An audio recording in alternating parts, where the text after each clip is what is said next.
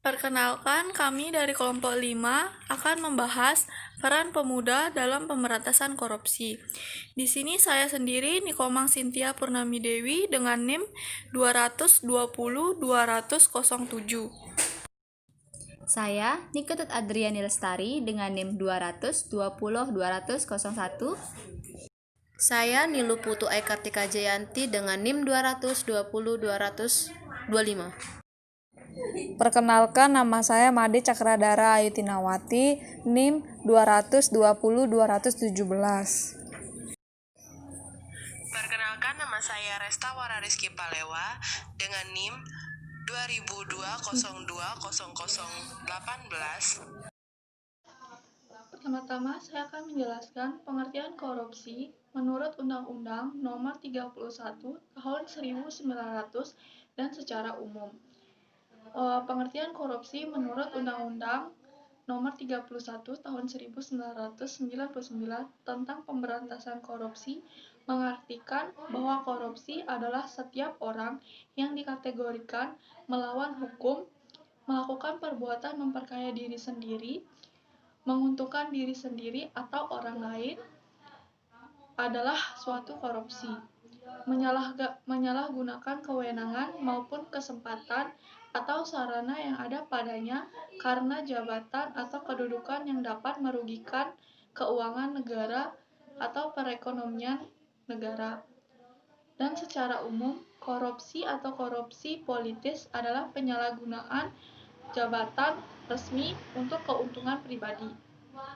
Semua bentuk pemerintah atau pemerintahan rentan korupsi dalam praktiknya. Nah, yang kedua ada tipologi korupsi. Tipologi korupsi ini dibagi menjadi 7.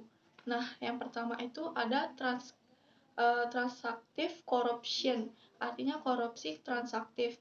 Jenis korupsi ini yang menunjuk adanya kesempatan timbal balik antara pihak pemberi dengan pihak penerima demi keuntungan kepada kedua belah pihak dan aktif diusahakan tercapainya keuntungan yang biasanya melibatkan dunia usaha atau bisnis dengan pemerintah. Terus jenis praktik bisnis pada korupsi transaktif yaitu ada 2. Yang pertama ada korupsi epidemik atau epidemic corruption. Jenis korupsi konvensional yang lebih populer dengan korupsi publik dan dengan cepat mewabah atau epidemik yang pelaku biasanya masyarakat atau berbagai tingkat bawah dengan pungutan tidak resmi atau pungutan liar, suap menyuap untuk urusan administrasi. Terus yang kedua ada korupsi endemik atau endemic corruption, merupakan bentuk korupsi antara kalangan bisnis.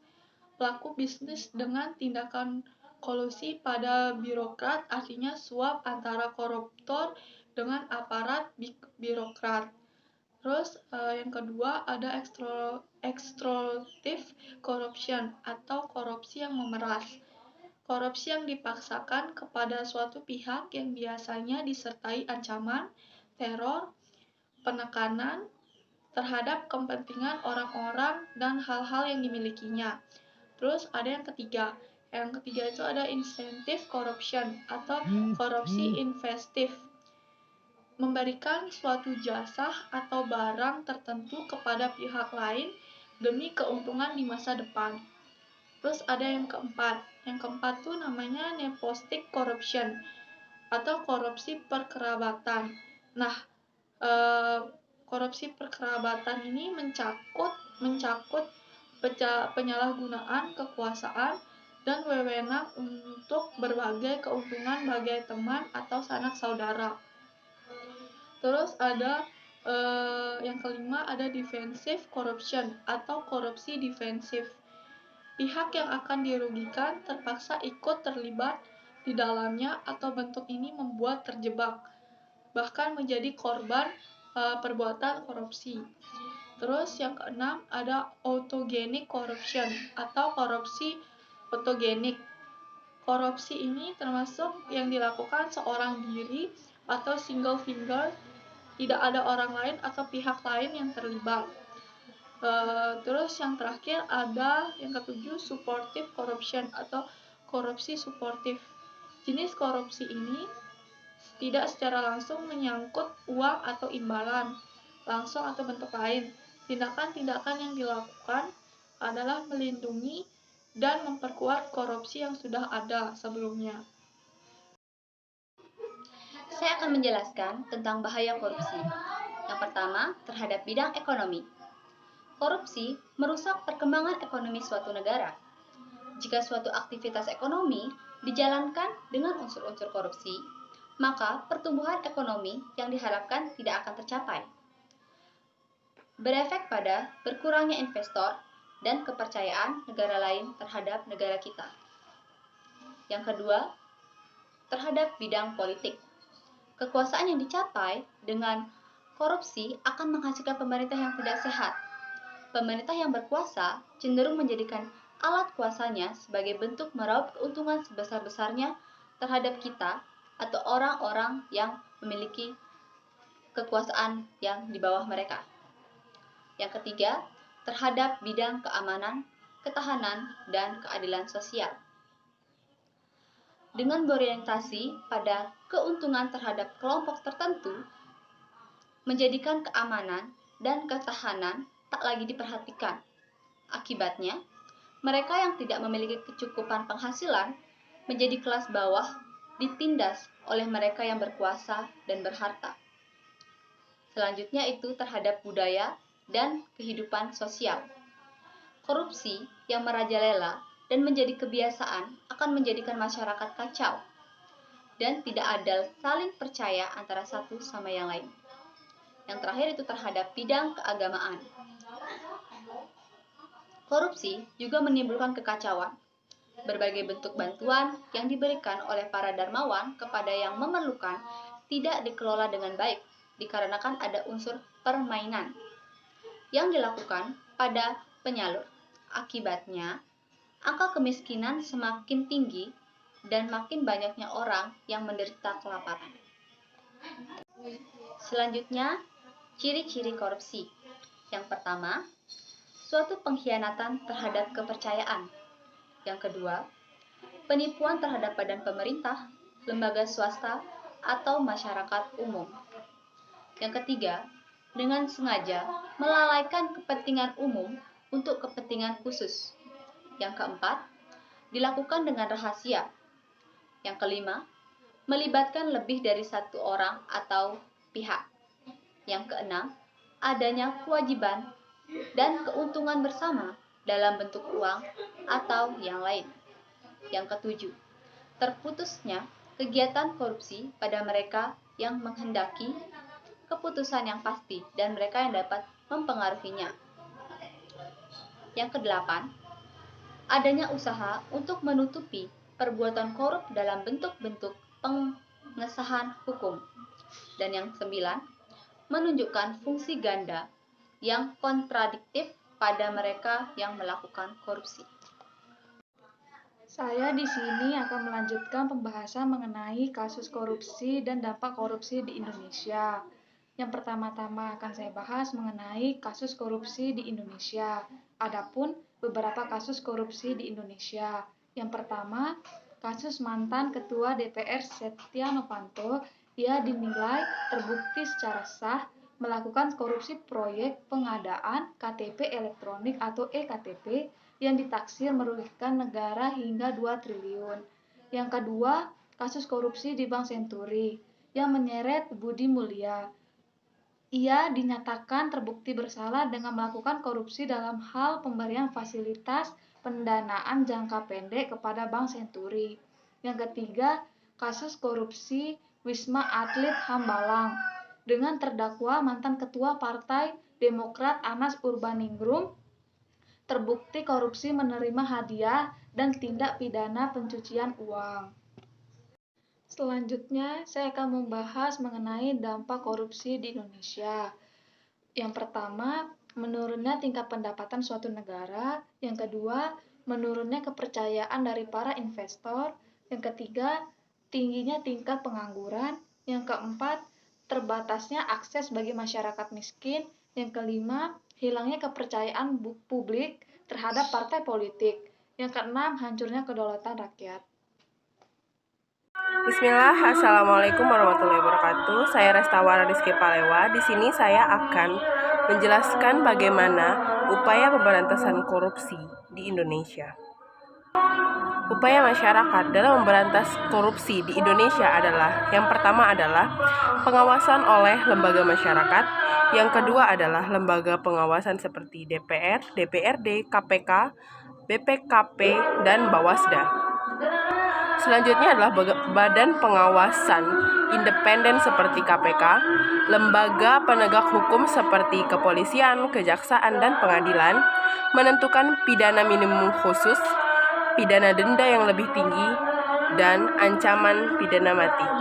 Yang kedua yang akan saya bahas di sini adalah bagaimana upaya pemuda dalam menghadapi tantangan di era milenial ini. Poin pertama, tantangan pemuda di era sekarang adalah teknologi. Generasi milenial adalah generasi yang mahir dalam teknologi. Dengan kemampuannya di dunia teknologi dan sarana yang ada, generasi ini memiliki banyak sekali peluang untuk bisa berada jauh di depan dibanding generasi selanjutnya. Namun sayangnya, dari beberapa statistik yang saya baca, dikatakan bahwa generasi milenial cenderung lebih tidak memikirkan bagaimana keadaan sosial, politik, dan perekonomian. Mereka lebih cenderung memikirkan gaya hidup dan hedonisme, sehingga mereka cenderung menginginkan hal yang lebih instan dan tidak menghargai proses. Di era yang sekarang ini, manusia lebih cenderung bergerak lebih cepat. Dunia menjadi tanpa batas. Informasi dapat diperoleh di mana saja dan kapan saja. Generasi masa kini harus berusaha dan mampu menjadi bijak, terutama dalam menggunakan media sosial. Media sosial ini mirip dengan politik, tergantung bagaimana respon dan manusia itu sebenarnya. Ketika kita menggunakan sosial media itu dengan sangat bijaksana dan pintar, maka kita akan menjadi seorang yang bermanfaat bagi orang lain. Namun sebaliknya, ketika kita tidak bisa mengendalikan media sosial itu dengan baik dan bijak, itu akan menjadi bumerang untuk generasi kita saat ini, menjadikan kita bodoh, terutama sering sekali mempercayai hoax dan lain sebagainya. Dan di era sekarang, di era kecanggihan teknologi ini, tingkat persaingan juga semakin tinggi. Kualitas dan kinerja manusia dituntut untuk menjadi semakin tinggi. Generasi masa kini harus mampu beradaptasi dengan cepat, belajar, dan menjadi lebih baik, serta memiliki navigasi yang lincah untuk memecahkan setiap masalah. Kreativitas. Apabila tidak seperti itu, maka beberapa tahun ke depan mungkin posisi kita sudah digantikan oleh robot atau program komputer. Poin terakhir dalam pembahasan ini adalah, di Indonesia ada sekitar 81 juta penduduk yang termasuk dalam dan di era sekarang, di era kecanggihan teknologi ini, tingkat persaingan juga semakin tinggi. Kualitas dan kinerja manusia dituntut untuk menjadi semakin tinggi. Generasi masa kini harus mampu beradaptasi dengan cepat, belajar, dan menjadi lebih baik, serta memiliki navigasi yang lincah untuk memecahkan setiap masalah. Kreativitas. Apabila tidak seperti itu, maka beberapa tahun ke depan mungkin posisi kita sudah digantikan oleh robot atau program komputer. Poin terakhir dalam pembahasan ini adalah, di Indonesia ada sekitar 81 juta penduduk yang termasuk dalam generasi milenial. Berarti sekitar hampir 32% dari total populasi di Indonesia. Pertanyaannya, mampukah kelompok 32% ini menjadi change agent untuk Indonesia? Siapkah mereka untuk membangun dan menentukan hoax dan lain sebagainya?